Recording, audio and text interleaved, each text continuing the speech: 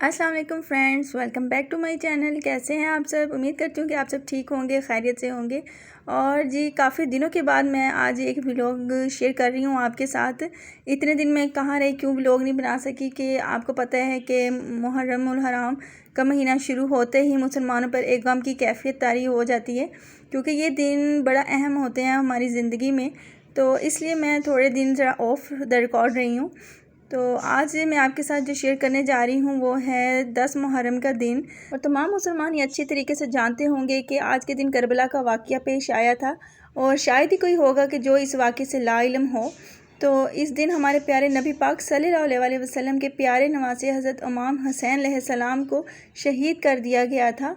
तो ये एक हक़ की जंग थी। हज़रत इमाम अलैहिस्सलाम हक़ पर थे और उन्होंने हक़ पर होते हुए अपने नबी का, अपने नाना का दीन बचाने की खातिर अपनी ख़ानदान की और अपनी जानें कुर्बान कर दी थी, जिसकी याद में हम सब गम शोक करते हैं। मजालिस मुनक्किद की जाती हैं, नूहा ख़वानी की जाती है और जगह जगह पे लंगर हसैनी तकसीम किया जाता है, सबीलें लगाई जाती हैं।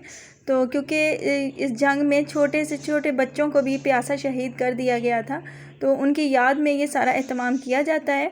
तो हर एक की कोशिश होती है कि वो अपनी इस्तात के मुताबिक कुछ ना कुछ लंगर हसैनी ज़रूर तकसीम करे, और हमने भी सबील लगाई। और उसके लिए फिर मेरे हस्बैंड ने कैटरिंग वालों से ये बड़े बड़े जो टब होते हैं ना, ये मंगवा लिए थे। एक दो टेबल मंगवा लिए, कुछ चेयर्स वगैरह भी मंगवा ली थी।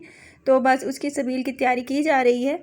यहाँ पे भाभी मेरी जो थी शीरा बना रही थी, चीनी को घोल के रख रही थी, क्योंकि माशाल्लाह दूध जो था ना काफ़ी मिकदार में था, तकरीबन 50 लीटर दूध था। तो उसके लिए फिर ज़ाहिर बात है कि चीनी की ज़रूरत पड़नी थी। यहाँ पे मेरे भाई ये बर्फ़ वगैरह ले आए हैं, और अब बस हम सबील बनाने की, दूध का शरबत बनाने की तैयारी कर रहे हैं। यहाँ पे आधी बर्फ़ उन्होंने तोड़ के इधर रख दी थी। और यहाँ पे ये ऑलपर्स के जो 1.5 लीटर का पैक होता है ना, इसमें वो मंगवाए हैं, जाम शीरी मंगवाई हैं। ये कुछ गिलास हैं प्लास्टिक के, ये मंगवा लिए। और इसके साथ ही इनके पापा के दोस्त हैं, बल्कि हमारे यूँ कह लें कि फैमिली फ्रेंड हैं, तो वो भी अपनी इस्तात के मुताबिक अपनी तरफ से कंट्रीब्यूशन उन्होंने भी कर दी थी। जूस और बच्चों के लिए काफ़ी चीज़ें पैकेट बनाकर वो भी ले आए थे। और यहाँ पे एक टब में बर्फ़ डाल के ना, तो जूस वगैरह ठंडे करने लगे हैं कि ये भी ठंडे हो जाएंगे। और दूसरे टब में हमने जामे शीरी जो दूध का शरबत है वो बनाना शुरू कर दिया है। अच्छा, पिछली बार मेरे साथ एक एक्सपीरियंस ये हुआ था कि हमने ना खुला दूध मंगवा लिया था। तो गर्मी का सीज़न था, मैंने उसे बॉयल किया, तो लेकिन हुआ कुछ यूँ कि वो दूध ठंडा होने की बजाय ना, हालांकि उसको काफ़ी मैंने ठंडा किया, फिर भी वो सारा दूध जो था ना ख़राब हो गया था।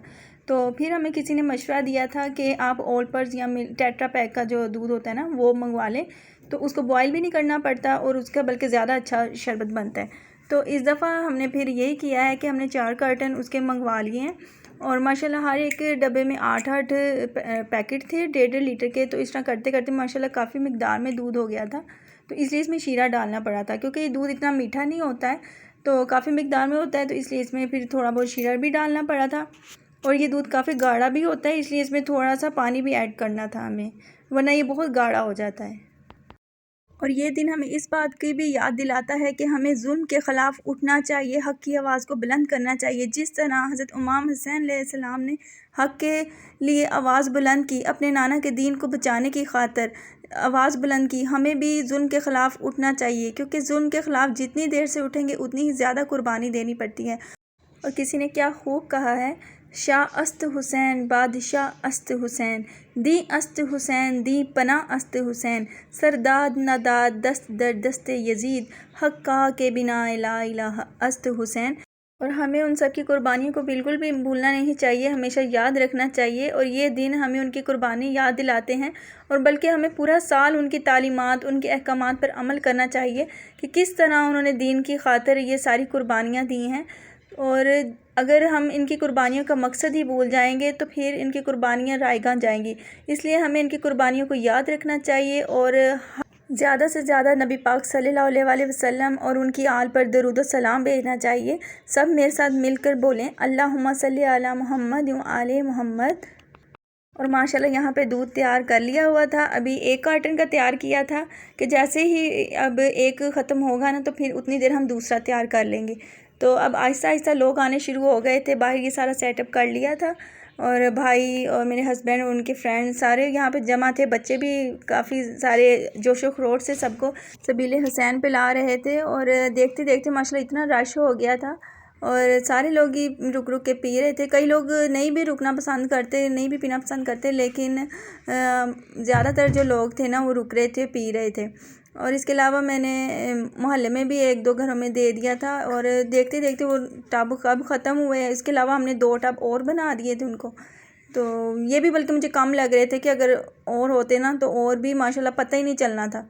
और इसके अलावा जूस वगैरह जो चीज़ें थी ना वो भी सारी हमने साथ साथ बांट दी थी। और अल्लाह ताला ये सबकी हाज़िरी, सबकी नियाज़ सबील सब कुछ कबूल फ़रमाए। और इसके अलावा फिर हमें इतनी ज़्यादा भूख लग रही थी और दुआ कर रहे थे कि कहीं से कुछ आ जाए, कोई नियाज़ वगैरह।